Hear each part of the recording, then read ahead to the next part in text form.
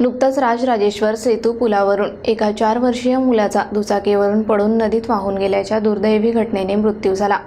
या हृदयद्रावक घटनेनंतरही शासन आणि प्रशासनाने पुलावर कोणत्याही प्रकारच्या सुरक्षा उपाययोजना केल्या नाहीत। या निषेधार्थ काँग्रेस पक्षाचे डॉक्टर शफीक अहमद आणि त्यांच्या सहकाऱ्यांनी आक्रमक पवित्रा घेत शुक्रवारी नदीत जलसमाधी आंदोलन केले। अकोला शहरातील मोरणा नदीवर बांधण्यात आलेला राम सेतू हा पूल धोकादायक ठरत असून गेल्या 31 जुलै रोजी आलेल्या पुराच्या पाण्यात याच पुलावरून 4 वर्षीय जय सचिन बुके या चिमुकल्याला आपला जीव गमवावा लागला।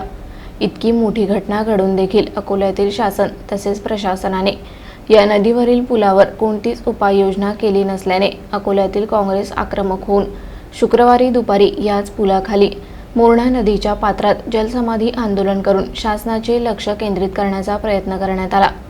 अकोला काँग्रेसचे पदाधिकारी डॉक्टर शफीक अहमद यांनी राम सेतू या पुलाची लवकरात लवकर दुरुस्ती करून सुरक्षा कठडे लावावेत अशी मागणी केली।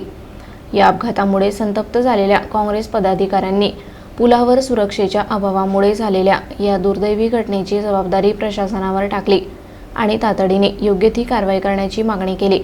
तसेच मृत मुलाच्या कुटुंबाला 10 लाख रुपयांची नुकसान भरपाई देण्यात यावी अशीही मागणी करण्यात आली। आंदोलनादरम्यान प्रशांत गावंडे, रफिक सिद्दीकी, जमील खान आणि शेकडो काँग्रेस कार्यकर्ते व नागरिक उपस्थित होते।